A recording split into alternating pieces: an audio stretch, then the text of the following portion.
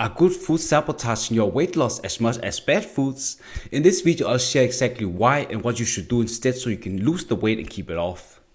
If you have not subscribed to my YouTube channel yet, make sure you hit the subscribe button and also turn on the bell to get notified whenever I'm posting a new video about weight loss advice. I use these tips to help several men and women lose weight, and I'm so excited to help you as well. It's just professional person like yourself who've been guilty of yo-yo dieting, binge eating and emotional eating. You're probably thinking that there are good foods and bad foods, and when you are eating bad foods, that makes you guilty, that you are trying to restrict yourself even more when it comes to losing weight, and then you're focusing on eating as clean and strict as possible for like a couple of days, but then you're just going back to the bad foods, and this vicious cycle is just making you feel stuck and frustrated, and you're not losing weight because you are losing 5 pounds and you gain it back. So what I want to share with you instead is you need to change your mindset and understand the foundational pieces when it comes to nutrition. First of all, you have to understand like your maintenance calories, and also from there you're using a macro calculator to figure out your maintenance levels, and then you just focusing on creating a macro calculator where you are diverting the high protein 40%, 45% of protein and 40% of the carbs, and then the rest is fat. And there are some specific types of food, I wouldn't label them as good or bad, but more about the roles it have when you are trying to lose weight. Most people who have been struggling with losing weight with binge eating and yo-yo dieting is you are eating too much food that is not high in fiber, and when it's not high in fiber, you are still going to feel hungry even when you've been eating these foods. It could, for example, be white bread, white toast or pasta, and you still feel hungry. So let's imagine that you just change that to whole wheat pasta, whole wheat, it could be, for example, brown rice, and there's more fiber in this food, and it makes you feel less hungry for longer. But also you have to increase your protein intake, so you're, for example, feeling much fuller when you're eating a high protein diet and not craving so much, and you're also maintaining your muscle mass, so you're losing weight even more. And what I also want to share with you is there's a difference between how much fiber you are eating, because if all your meals are very much in fiber, like 20-40 grams of fiber, that's good, but you should also have a balance between not eating, feeling so full that you're not able to eat all the calories you need to eat to be in a calorie deficit. Let's say that you need to get 2,000 calories to be in a deficit, and you always struggle to eat, like, let's say you eat 1,200 calories for the day, but you struggle to eat the rest of the 800 calories. So what I usually do is just going to eat less food which are less dense in calories. For example, it could be throwing in some cookies, brownies, or other foods that some people are labeling as bad foods, but I wouldn't call them bad foods because they are serving is different purposes. Because the main thing is you need to be in a calorie deficit to lose weight, and you have to be consistent with that over a period of time, and you lose 1 to 2 pounds with that. And then you of course also need to have fulfilling your protein intake and also your carbs. But let's imagine that you have focusing on meeting your daily calories and also your protein intake. Then the remaining calories coming from like less bad foods is not going to make much difference, because it's just going to help you in the long run that you are sticking to a meal plan that is sustainable for you.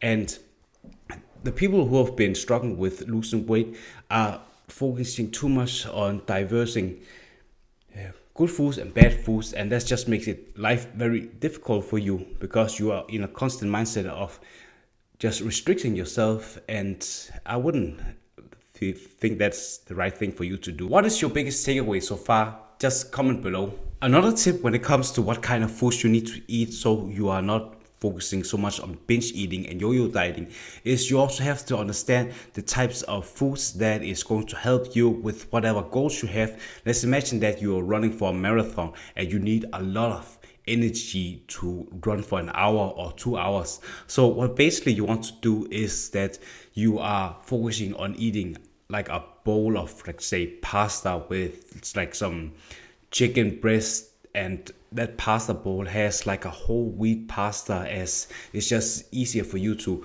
digest these slow digestible carbs and release the energy throughout the amount of time that you are running.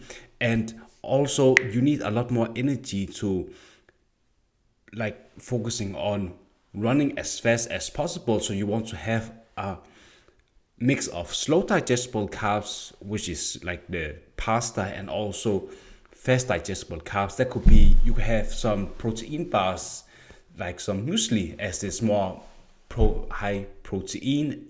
That also helps you feel fuller for longer and has less cravings, but also making you feel you are getting a lot of energy right when you're starting, because it's like fast digestible carbs. So having a mix of these things is going to help you in the long run. And if you're also like someone who's running fast and you don't have so much time to eat, what I also recommend is just having some gel, or you having some sports drink that has some fluid calories. So you don't need to eat all the calories, but you also drink it, so it serves different kinds of purposes.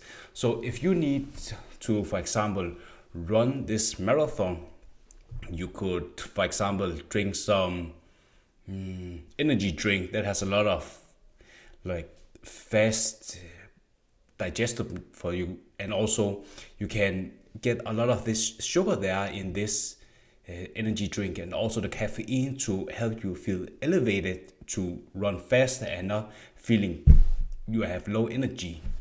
Another thing I want to teach you guys is you have to become your own fitness coach. So what I mean with that is that I always try to help people how to fish and not just giving them a fish.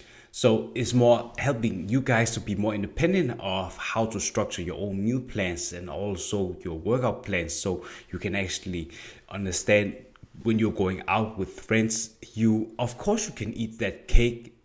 Of course, it also depends in regards to how many calories you have left for the day, and also like if you need a free meal. Let's imagine that you have a low metabolism, and that is due through dieting in a calorie deficit and going out hard throughout this week, and then just this Friday or Saturday evening you're just eating this, like, say, big piece of cake, and it just puts you in like, let's say, 700 or 1,000 calories plus compared to what you already are eating on your diet. But if you are in a low calorie deficit already and you have a low metabolism, that single meal can just help you elevate your like energy levels, also motivation, and actually help you increase your metabolism, so you're going to lose weight even further.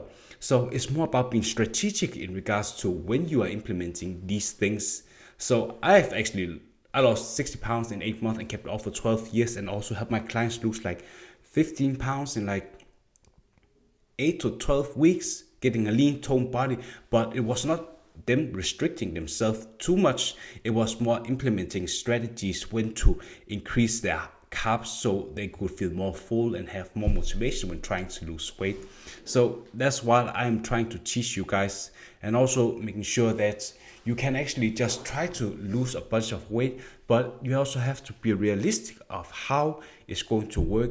So in the beginning, if you have a higher body fat, you of course want to lose a lot of weight. Instead of just 1 to 2 pounds, you could lose like 3 to 5 pounds, but that is also more like you switching from your regular diet where you're probably eating a lot more carbs, and then you're switching to another diet where you're eating less carbs and also in a calorie deficit. So that is just like 1 gram of carbs is equivalent to 4 grams of water. So of course you're going to decrease a lot of water weight, but eventually you're just going to lose weight like 1 to 2 pounds every week, and it takes amount of time when it comes to losing weight. So you just have to be patient. So you also have to be realistic that it's a marathon and you want to enjoy the ride and learn all the lessons along the way. But if you're an ambitious professional person who's been struggling with yo-yo dieting and binge eating, and it affects your work life and your confidence, and you really want to lose the weight and keep it off, I would love to support you. There's a link in the description, also in the comment section, where you can book a call with me, and I'm here to help you if you're fit for my program.